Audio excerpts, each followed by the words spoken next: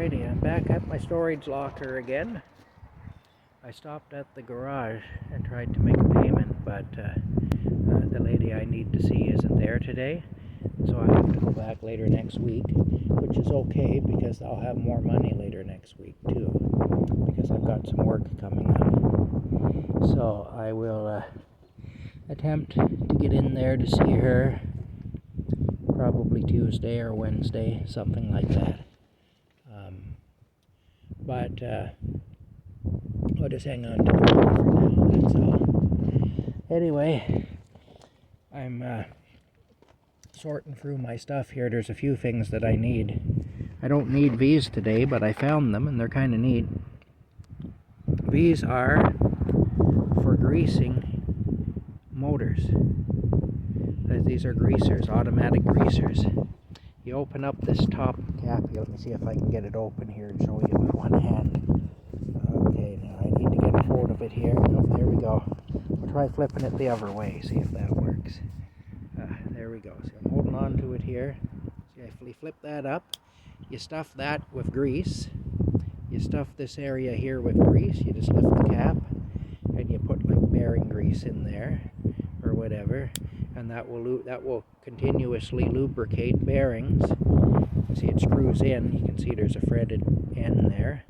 You can see there's still grease in there. It screws in, and then it just feeds grease from the hopper into the bearings. Every so often, of course, you have to top up the hopper, you know.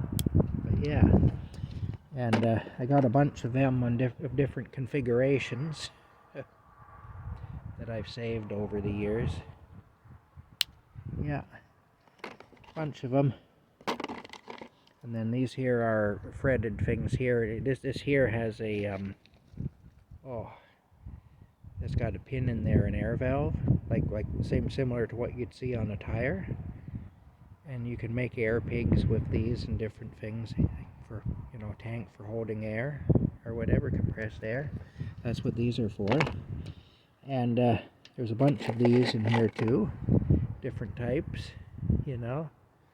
Anyway, kind of neat. Over the years, I accumulated some pretty interesting stuff. But unfortunately, the thing that I really came out here looking for was all my nozzles, was all that I had for my gas cans, the pour spouts for gas cans, because I had a pail in here full of them, and I still do have a pail in here full of them. And the day that I saw them, I thought, you know, I must take those with me. But then I thought, well, I don't think I'm going to need them. So I left them here, and when I put everything back, I put it back differently. So now I can't find them. Anyway, don't know where they are. So whenever I hear that voice in my head telling me to take the things with me, I should do it. Now, if the voice in my head tells me to, I don't know, pinch the lady's arse in the elevator, I probably shouldn't do that. But, you know, if it tells me to hork my food out all over the table at the restaurant, I probably shouldn't do that. But if it tells me to take that box of goodies there out of the storage unit, I need to learn to listen to it, you know. Anyway, they're in here somewhere. Don't know where, but they're in here somewhere. Don't worry, the voice in my head tells me to do strange things like I just said. But maybe occasionally, but not very often. You know, only every so often. Tell me to pinch the lady's bum or something, but even then I don't listen to it. But anyway, that's where we're at. I'm not going to find them today, I don't think. So I'm going to leave it for today. It's cold and windy out here and I don't like it. But before I go though, I should show you these. These are pretty fancy things here. These are really nice old lawn ornaments. And these came from a job that I did cleaning up a property. See, I got two of them. That one there is all tucked in for asleep. There's two of them there, and I saved those. They're the only things I kept from that job, with that and a bunch of sign maker's tape. Other than that, I either threw everything away or sold everything. There was some stuff I sold, because when you're cleaning up properties and whatnot, you know, you don't want to become a hoarder.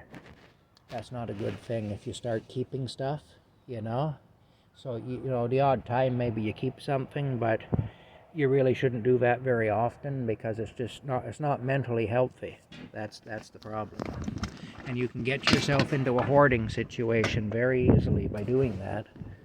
And so I converted a bunch of the stuff into cash, and the rest of it I threw away, you know. And I used the money from the stuff I sold, and also the money from the scrap metal that I separated and sold, to pay the tipping fees. And I ended up making out all right in that job. After expenses, I cleared over $1,500, and I worked for about a week, maybe a week and a half. So that's pretty good anyway. But those two roosters there, those are two things that I kept from that job anyway. And there we go now. Put that in there too. I can go right in there. Those are all old coal oil lamps and things. And then we got to this table, which I'm trying my hardest not to scar up any more than it already is scarred up. And it can go right in here. And I gotta flip this over here. I gotta toss this towel over top of this. There we go. Okay. Just so I don't scar it up anymore than I already have. Alright then. There we go. I'll just make sure that door closes. I will. We'll try it here and see without doing any damage. But that'll be fine. Okay. Gotta open it again though, because I need to do this over here. Yeah. Alright. Here we go. Okay, I'm gonna hang up the phone now because I gotta close these big doors, and it takes both hands to do it. There's the truck.